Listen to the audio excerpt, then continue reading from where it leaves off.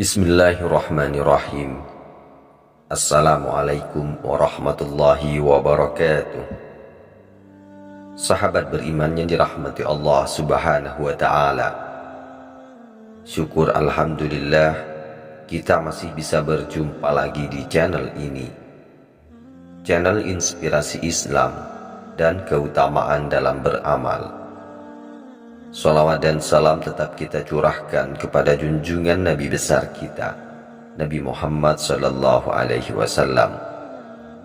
Allahumma salli ala Muhammad wa ala alihi sayyidina wa maulana Muhammad. Besar harapan dan doa saya, semoga saudaraku semua selalu diberikan kesehatan, dimurahkan rezekinya, dan dipanjangkan umurnya oleh Allah subhanahu wa ta'ala. Amin ya rabbal alamin. Sahabat beriman yang dirahmati Allah subhanahu wa ta'ala, hati-hati dalam mengerjakan sholat. Ternyata sholat seperti ini dibenci oleh Allah dan Rasulullah sallallahu alaihi wasallam. Kebiasaan sholat yang salah seperti ini harus dihilangkan, segera dirubah menjadi sesuai rukun agar tidak dibenci Allah dan Rasulullah sallallahu alaihi wasallam. Allah dan Rasulullah sallallahu alaihi wasallam sudah mengingatkan melalui dalil dan hadis untuk tidak mengerjakan sholat seperti ini. Dalam 5 rukun Islam, sholat adalah rukun pertama yang wajib dikerjakan meskipun berada pada kondisi yang tidak memungkinkan. Sholat adalah hal yang wajib dikerjakan. Meskipun tidak bisa berdiri, maka diperbolehkan untuk duduk, berbaring, bahkan bisa dikerjakan dengan hati. Karena itu, sangatlah tidak logis apabila seseorang mengaku beriman kepada Allah, namun meninggalkan ibadah yang berfungsi sebagai tiang agama.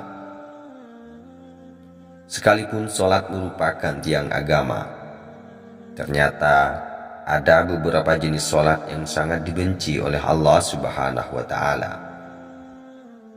Dalam ajaran Islam, sholat bukan lagi ibadah yang perlu dipertanyakan tentang status hukumnya.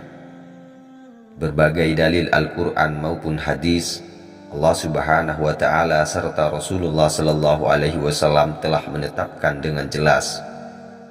Sudah ditetapkan mana sholat yang wajib dan sunnah. Namun meski demikian, masih banyak yang menyepelekan soal sholat. Rasulullah sallallahu alaihi wasallam bersabda, inti dari segala perkara adalah agama Islam, dan tiang penopangnya adalah sholat.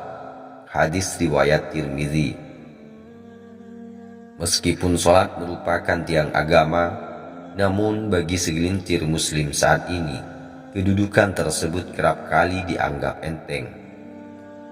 Alhasil, sholat yang seharusnya mampu mendatangkan pujian dari Allah subhanahu wa ta'ala justru berubah menjadi ibadah yang sangat dibenci oleh Allah dan Rasulnya. Bagaimana tidak, esensi utama dalam sholat adalah mencari ketenangan dan kekhusyukan. Mengerjakan sholat harus dengan ketenangan dan kekhusyukan, atau yang biasa disebut dengan tumakninah. Sholat tanpa tumakninah bisa menghilangkan ruh dari sholat itu sendiri. Parahnya, sholat yang seperti cacing kepanasan atau terburu-buru tanpa menyertai tumakninah sering terjadi di sekitar kita. Ada hadis yang perlu kita ketahui, di mana Rasulullah Shallallahu Alaihi Wasallam pernah mengibaratkan orang yang sholat tanpa tumakninah sama dengan kejahatan seperti seorang pencuri. Rasulullah Shallallahu Alaihi Wasallam bersabda, sejahat-jahatnya pencuri adalah orang yang mencuri dari sholatnya. Para sahabat bertanya, wahai Rasulullah, bagaimana dia mencuri dari sholatnya? Beliau menjawab, orang yang tidak menyempurnakan ruku dan sujudnya. Hadis riwayat Ahmad. Kondisi yang dijelaskan dari hadis ini ternyata berangkat dari pengalaman Rasulullah Shallallahu Alaihi Wasallam bersama para sahabat. Hari itu Setelah Rasul selesai sholat berjemaah, tiba-tiba seorang laki-laki masuk ke dalam masjid dan langsung mengerjakan sholat sendirian. Anehnya ketika sholat, laki-laki itu melakukan gerakan ruku dan sujud tanpa disertai jeda. Melihat hal itu, Rasulullah Shallallahu Alaihi Wasallam kemudian berkata di hadapan sahabatnya, "Apakah kalian menyaksikan gerakan sholat laki-laki tersebut? Barang siapa yang semasa hidup melakukan sholat seperti itu, maka dia meninggal tidak dalam keadaan Islam." Tak berhenti sampai di situ.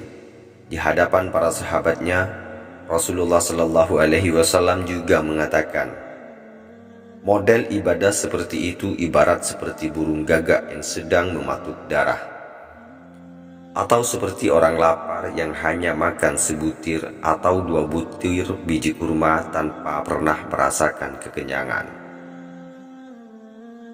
Sahabat beriman yang dirahmati Allah Subhanahu wa Ta'ala, memang tidak ada yang bisa menyangkal tentang perkara diterima atau tidaknya suatu amalan, hanyalah ketentuan Allah Subhanahu wa Ta'ala. Tetapi kita sebagai umat muslim, kita juga harus mengetahui bahwa ibadah-ibadah yang telah ditetapkan rukunnya tak bisa diubah atau dilanggar. Itulah sholat yang dibenci Allah dan Rasulullah Sallallahu Alaihi Wasallam.